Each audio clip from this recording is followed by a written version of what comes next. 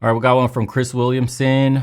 Is porn more powerful than the world's most addictive drugs? Ooh-wee, this is going to piss a lot of copers off. About porn use amongst young men and how they feel about it. So I think porn use is one of the most misunderstood things from, this is just my opinion, okay? From a clinical perspective, from a psychological perspective, from a neuroscience perspective. So, we've done a lot of work with pornography usage, pornography addicts. So I think the first thing to understand, a lot of interesting stuff came out from our internal research. We're hopefully going to publish a paper on this within the next year or so, but hasn't really been formulated yet. So the first thing that's really interesting is that people who are addicted to pornography oftentimes get exposed at a very, very young age. We're talking about first exposure to pornography like prepubescent most of the time. Second thing is that pornography usage has nothing to do with sexual perversion. So a lot of people will think if someone is really, really addicted to pornography, they must be like really horny or like depraved in some way or things like that. Dopamine. Generally speaking, my experience has been that pornography usage is really just a very powerful emotional coping mechanism. So pornography usage will suppress a lot of negative emotions. And if you talk to people who use pornography, especially in an addictive way, what leads to usage is like feeling bad about yourself. And this is the big problem with pornography. Most men use porn in that manner today. It's because they're alone. They're lonely. I don't have a girlfriend. Nobody wants me. My job sucks. I have nothing to do today. I'm bored. Twiddling. Thumbs up your ass. You have no goals, no motivation, no nothing. And you enter in this negative feedback loop of coping, soothing yourself with adult entertainment, which robs you of your ambition and your motivation and your drive, your long-term goal-chasing abilities, because you get your dopamine hit right away, and then immediately you crash down and you're mellowed out, bro. Cool, I'll just kick my feet up, play some Xbox for the rest of the day, till I feel anxiety again, till I feel depression again. Then I'm going to go watch some more adult entertainment. Then I'm going to go choke the chicken. And then I'm going to repeat this feedback loop. And I'm going to wake up 10 years later, 20 years later, 30 years later with nothing to fucking show for it. This is a trap. Adult entertainment is fucking garbage, destroying the brains of young men. Pornography usage, which is that once you start to use it, it sort of engenders more shame and guilt. And in order to deal with the shame and guilt, you have to use it again, right? And it's just the kind of thing where if you like think about the societal stigma, if someone's like, yeah, like I grew up and I was addicted to alcohol, like, and now I'm sober for 20 years. And it's like, good for you, man. And it's like, yeah, I'm a recovering pornography addict. And it's like, you're not going to get the same, if you're dating someone and let's say you have a brother or sister, and they're like, yeah, I'm dating someone who's like been sober for 10 years. Like, cool. Right? Like that's probably good, like not bad for your relationship. I'm dating someone who's like been addicted to pornography for 10 years and they're, like there's a lot of stigma associated with a lot of shame associated with it. I think it's really about emotional regulation. This is really interesting. So there's research that shows that, so it really has nothing to do with sex, basically, which is what's weird. I mean, it can have sexual consequences and stuff and create problems in relationships. But there's a research that did a multivariate regression analysis on people addicted to pornography, which means they looked at which variable associates the most with pornography use. And the number one variable was meaninglessness. So the more meaningless your life is, the more likely you are to be addicted to pornography. And so what we've actually kind of found, which is really interesting, is when you work with... Again, man, think about this. You're sitting around all day. You got nothing to do. You have nothing to live for. What can you do in the immediate time frame to get a release? Quote, dopamine high and all the other endorphins that come along with it. Choking your chicken real quick will make you feel better about your situation right away. And it's only temporary. It's like a drug. Choking your chicken is like a drug. The hits don't last too long and you got to do it multiple times a day. It's cope. People like that, helping them develop like purpose helps them actually, like you have to have a reason to stop watching pornography. It's got to be like some kind of, you have to go through that withdrawal for some greater good. And so helping people find purpose is like one of the biggest things that apparently helps with pornography. And this is why I tell guys you need to be doing the Spartan Challenge over on the Discord. Has all the extra information you need. It's just a 6-month promise to yourself. Very simple rules to follow, completely free, cost you nothing, just effort and time. And all it is a simple promise to yourself to do this program for a few months, 6 in total. And afterwards, you're allowed to do whatever you want. And we'll see what's left of what you want to do. How your hobbies change, outlook on life changes, and what you want out of your life specifically. Spartan Challenge, 6 months. It comes up at the end of every single video. That's the single video I leave up on the end screen of every single video. Spartan Challenge. There's a fucking picture of a Spartan warrior. Click on it, watch it, join.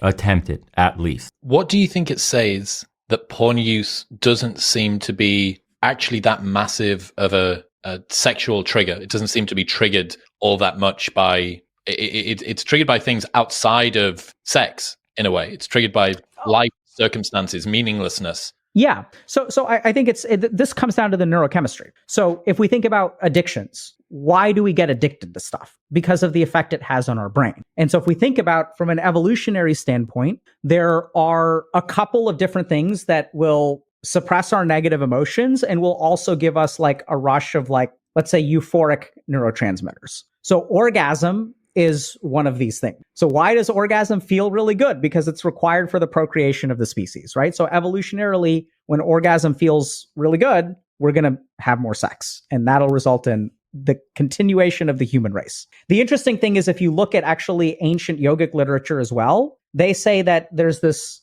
state of bliss called samadhi, which is sort of the purpose of meditation. And there are a couple of interesting ways that you can get temporary samadhi, and orgasm is one of them. So this also is like one of the reasons that tantric sex is a thing and things like that, which is maybe a conversation for a different day, maybe conversation for today. But I think we've known for a long time. So why is pornography like this? Because orgasm has very specific like activation within the brain. And so now if you kind of think about it, let's say I'm feeling worthless about myself. I'm not doing anything in life. I'm kind of like sitting around, not doing anything. I'm tired of feeling this way. What is a switch I can flick in my brain that lets me forget everything, pushes my negative emotions away, and actually gives me a spurt of positive neurotransmitters, which I'm not sure exactly what happens when people orgasm in the brain. But, and that's why pornography addiction exists. So it's not really about sex. That's so interesting that you have all of these different coping mechanisms, whether it be binge eating, whether it be alcohol, whether it be cannabis, social media, video games,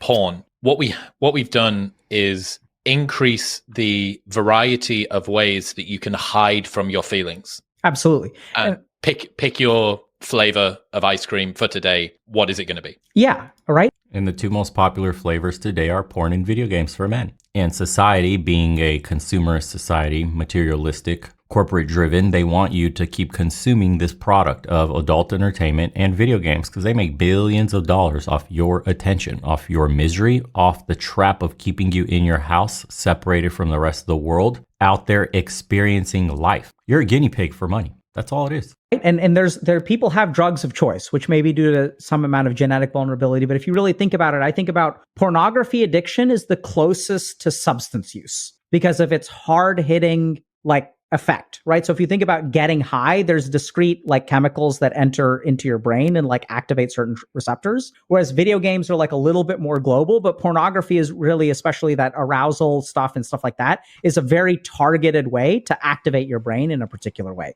More closely resembles a substance. Downstream from pornography use, have you seen sexual dysfunction? Is this associated? Absolutely. So how is it that porn use isn't all that sexual, and yet downstream from porn use, you get sexual dysfunction?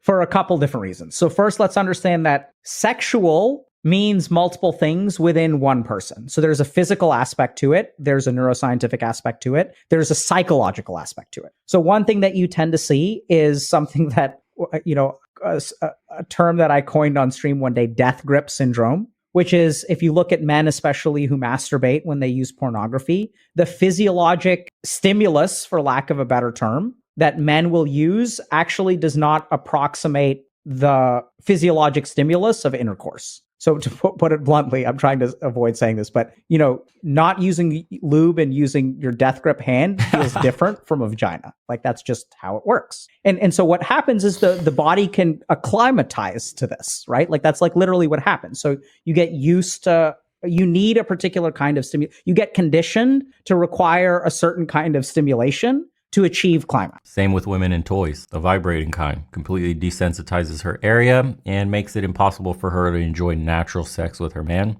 Again, man, hedonism, degeneracy, never helps. And so then sometimes what can happen when people engage in sexual intercourse is that they can't get that kind of stimulus to achieve climax. They've detrained themselves from being stimulated by real physiological interaction with somebody else's body.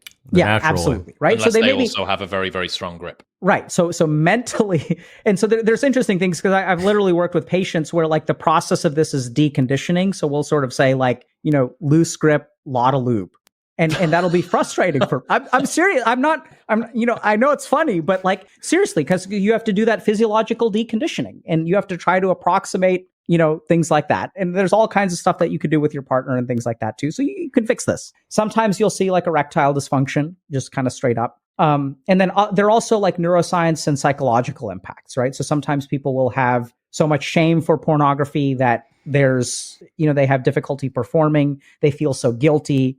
There's all kinds of stuff like, does your partner know that you use pornography and things like that? So that can lead to, a difficulty with sort of forming and maintaining erections, which is different from reaching orgasm, right? So there's a whole physiologic chain of things going on. And so we'll definitely see that kind of stuff. And then in some cases, what you also tend to see is that there's this principle called online drift on the internet, where since the goal is emotional engagement, how does a platform keep you emotionally engaged? They do it by serving up more extreme content. So if you look at your platform algorithms, if there's certain things that you search for, it'll serve you like tons of extreme stuff in that way. So if you watch one cute cat video, then you need to see cats doing cuter things to stay on the platform. And then cats are doing cuter stuff and cuter stuff and cuter stuff. We see this with pornography usage as well, where there's like a gradual like movement towards like hardcore pornography use because you require more stimulus to your eyes and ears and things like that to get that same level of arousal. And if you do that, and if you require that really high level of stimulus, of just like more, brighter, bigger, whatever. And then if you have sexual relations with a regular human being, like the stimulus is just different. Yeah, if you're not able to recreate the zero gravity acrobatics that you've just seen on porn. Yeah, Mary Harrington calls that the law of fap entropy, which is whatever you start out wanking to will get progressively more intense over time. Beautiful. Yeah. It's her second law of pornodynamics, I think, actually. I really like the introduction of the framing in the story that you tell yourself around your porn use is massively contributing to what is going to happen out the other side of it. And I think that, again, what would this be like if it was easier? There is a trend online at the moment that demonizes porn use. And it's because there is a non-zero number of people for whom porn use is destructive and can't control it. That has been used to cover all of porn use as, if you're using porn, this makes you susceptible to a whole suite of problems that are going to occur, even if you do have a healthy relationship with it, because there are a whole host of people that are able to use porn and have a healthy relationship with it, and at least not have dysfunction on the other side of it. Whether it's healthy or not might be a little bit of a different discussion. But for the people who see their porn use as something which is worthy of shame, which is worthy of guilt,